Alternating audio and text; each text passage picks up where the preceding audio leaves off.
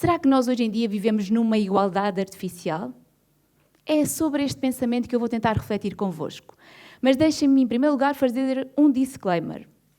Eu sei que falo de um lugar de privilégio. Eu sou uma mulher branca, nascida na Europa, com estudos, curiosamente, feitos nesta faculdade, há alguns anos atrás, não vou dizer quantos, mas eu costumava estar desse lado na plateia a ouvir. Mas estava naquela altura muito convencida que a igualdade de oportunidades estava mais do que garantida para todas as pessoas. Talvez porque fosse menos atenta naquela altura. Segundo o disclaimer antes de começar, na verdade, eu sei que a perspectiva que eu vou apresentar aqui hoje é uma perspectiva. Há muitas formas de nós olharmos para esta questão. Esta é uma delas, que eu acho que é importante que nós consigamos refletir sobre ela.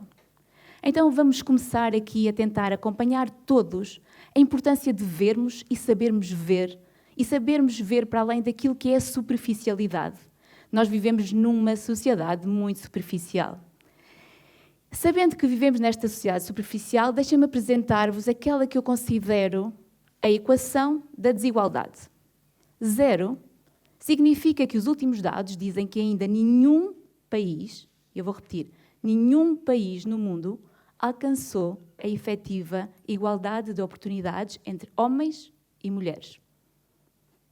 131 quer dizer que, à velocidade a que isto está a evoluir, nós vamos precisar de mais 131 anos para que efetivamente ela seja alcançada. Se continuarmos a evoluir, e o que temos assistido nos últimos tempos não nos mostra claramente isso.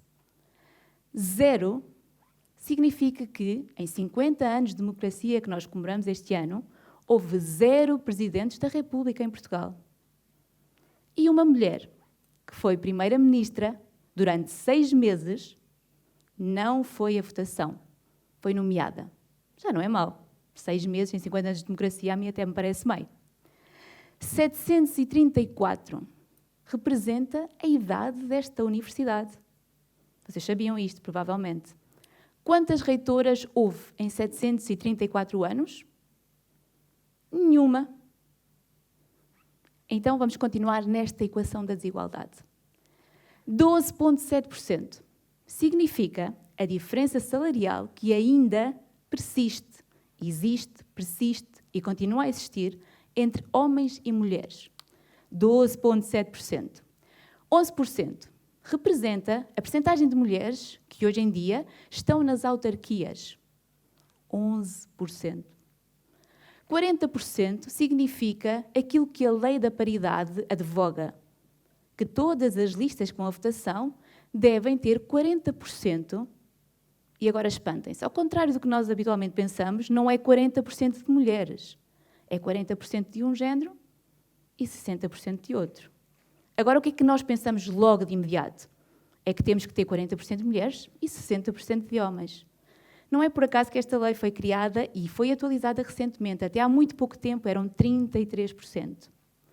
28% é a percentagem de mulheres que estudam nas áreas STEM, ciências, tecnologia, engenharias e matemáticas, que são só as áreas que são consideradas as mais relevantes para o futuro. Esta é uma equação muito importante para a desigualdade. Mas continuemos. Quando nós olhamos para os dados, nós percebemos que, de uma forma geral, durante as licenciaturas, durante os mestrados, a percentagem de mulheres é, em média, 20% mais elevada. E depois, não sei muito bem porquê, quando chegamos aos doutoramentos, os dados aproximam-se. É curioso, não é? Ou sou só eu que acho que é curioso? Mas continuemos. Se nós continuarmos a avaliar aqui os nossos dados estatísticos, nós percebemos também que há aqui uma diferença claríssima entre as funções de professor nas universidades, entre o assistente, o professor auxiliar, o professor associado e o professor catedrático. E eu, por definição, não coloquei quem são os homens e as mulheres naquele gráfico. Mas eu acho que vocês conseguem perceber. Conseguem?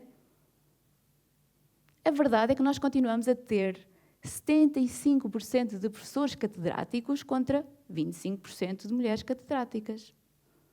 É estranho, não é? numa sociedade que tem, em média, 50% de homens e 50% de mulheres, deve haver aqui alguma coisa que nós não estamos a entender bem ou a fazer bem. E agora vejamos. Em 1964, 25 de abril, a mulher passou a ter direito universal a votar. Até lá não eram todas as mulheres que podiam votar. Em 76, isto estava escrito na Constituição, os homens deixaram de ter o direito, sabem de quê? De abrir a correspondência das mulheres. Isto estava lá escrito. Os homens podiam abrir a correspondência das mulheres. Em 78, as mulheres passaram a poder exercer qualquer profissão, sem, para isso, terem que ter autorização do marido. Não sei quanto a vocês, mas isto deixa-me de veras impressionada.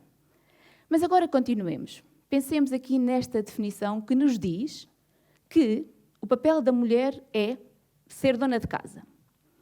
Vejam bem isto, que isto merece ser lido. Ao viver em casa, a mulher proporciona ao Estado um apoio sem o qual não se pode alcançar o bem comum. E, por isso, o Estado deve garantir que a mulher não tem que sair para trabalhar. Vocês acham que isto já não está em Constituição nenhuma, certo? Na verdade, está e manteve-se. Estas frases estão na Constituição da Irlanda, que foi a votação no dia 8 de março de 2024, para tentar alterar isto na Constituição, e não foi aceita. O referendo chumbou com 70% e alguns por cento contra. Portanto, esta frase continua a estar na Constituição da Irlanda. Estamos a falar de um país europeu. É impressionante. Está lá desde 1934, há quase 100 anos, e não foi aceito para ser alterado. Continuemos. Estes são os factos. E contra factos não há argumentos, costuma dizer-se, não é? Não há argumentos e é verdade, mas há a necessidade de nós todos e todas nos tornarmos feministas. E a pergunta que eu tenho para vocês agora é, conhecendo estes factos, todos vocês e todas vocês nesta sala se consideram feministas? De braço no ar. É verdade. É importante nós sejamos feministas. Sabemos o que é que quer dizer feminismo, certo? Feminismo significa que todas as mulheres devem ter exatamente os mesmos direitos que os homens.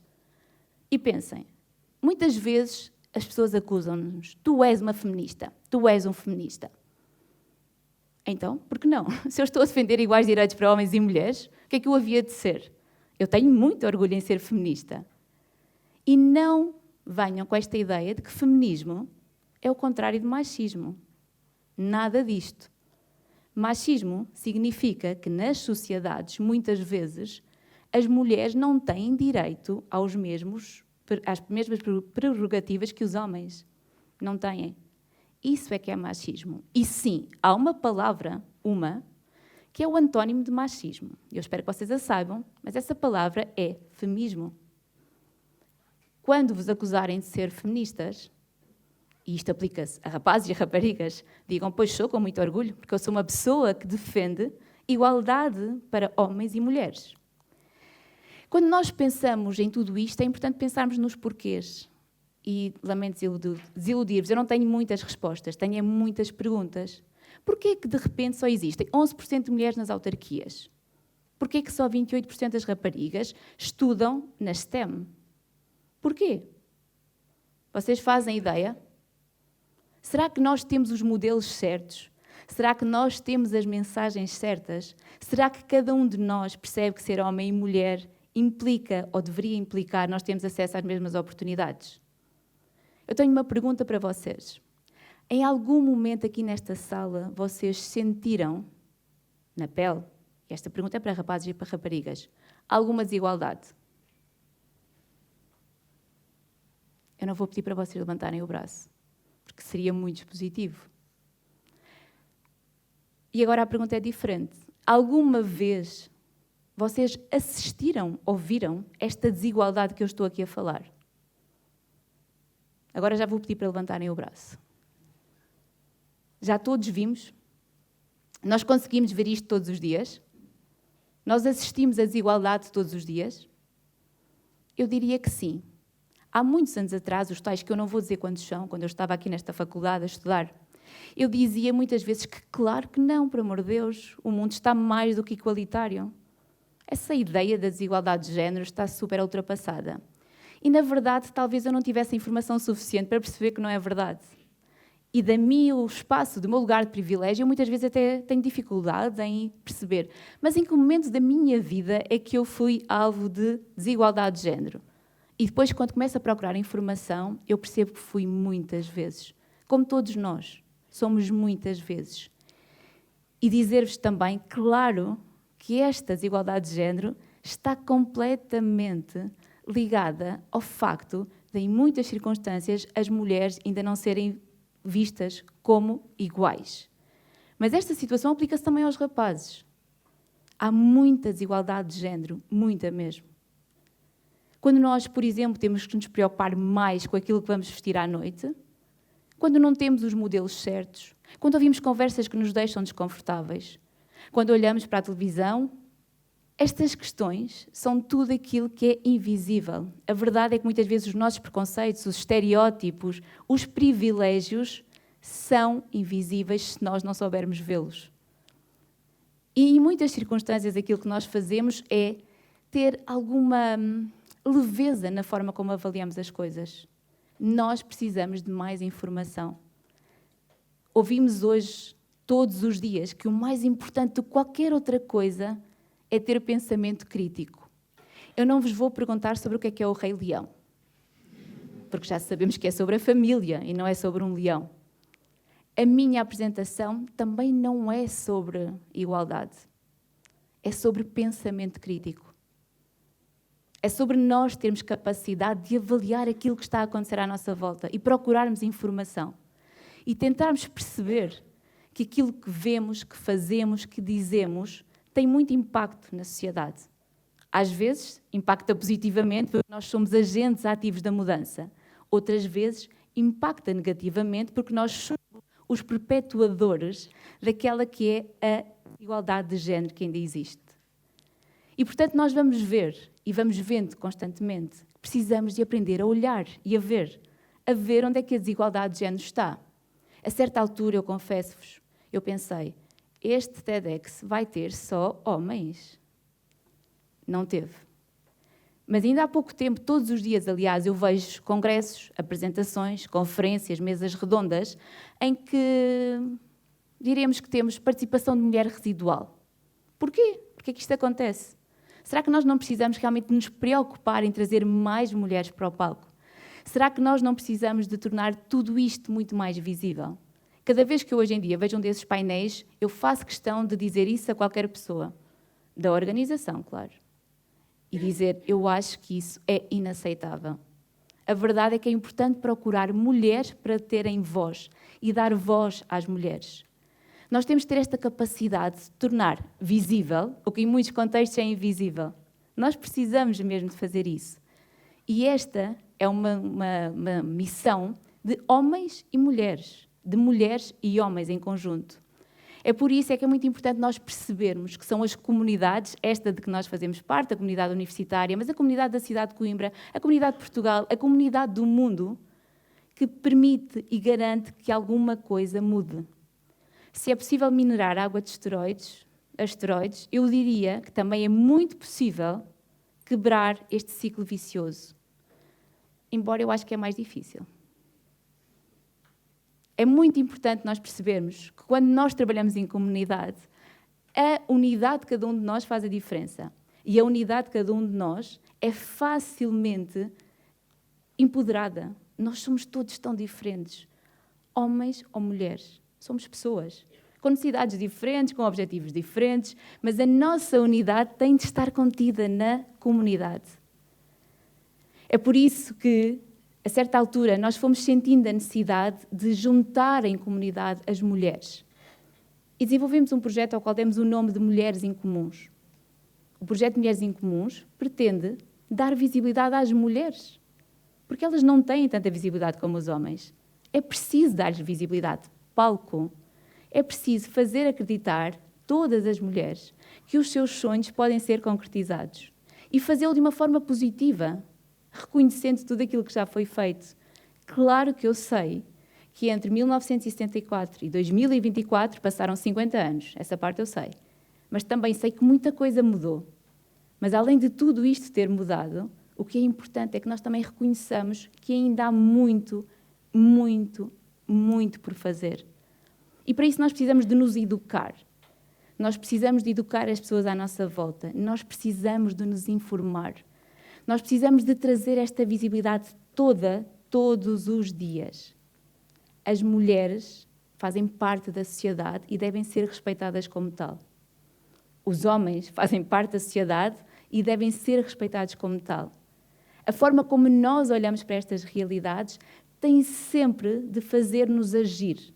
Eu não acredito que cada um de nós, quando percebe esta realidade, não sinta o ímpeto de agir, de fazer diferente, de tornar aquilo que é incomum em comum. É isso que nós precisamos de fazer. É tornar o incomum, que é ter uma mulher Presidente da República, por exemplo, em comum. É o mais natural. E nós precisamos de nos unir nessa causa. É por isso que eu vos digo, a minha apresentação é zero sobre igualdade de género. A minha apresentação é sobre educação, sobre pensamento crítico, sobre a capacidade e a necessidade, a obrigação, aliás, que nós todos e todas temos de investir neste mundo mais equitativo. Se algum dia vos perguntarem se vocês são feministas, eu espero que só possam dizer sim, com muito orgulho, sim, com muita vontade de fazer a diferença, sim, porque eu sei que todos os dias, a toda a hora, há mulheres que não têm direito às mesmas oportunidades, aos mesmos sonhos, às mesmas regalias que os homens. E é por isso que nós todos devemos sentir esse ímpeto de agir. Precisamos que esta sociedade seja cada vez mais equitativa. Nós vivemos um mundo de muitos desafios, sabemos. Tecnológicos, mundiais, sociais, políticos, climáticos, todos eles. Portanto, nós não podemos deixar de lado metade do talento do mundo, concordam comigo? Então, convido-vos a todos a fazerem parte desta comunidade, esta que respeita a unidade de cada um de nós e que, de certeza absoluta, permite que cada um de nós seja comumente valorizado. Muito obrigada.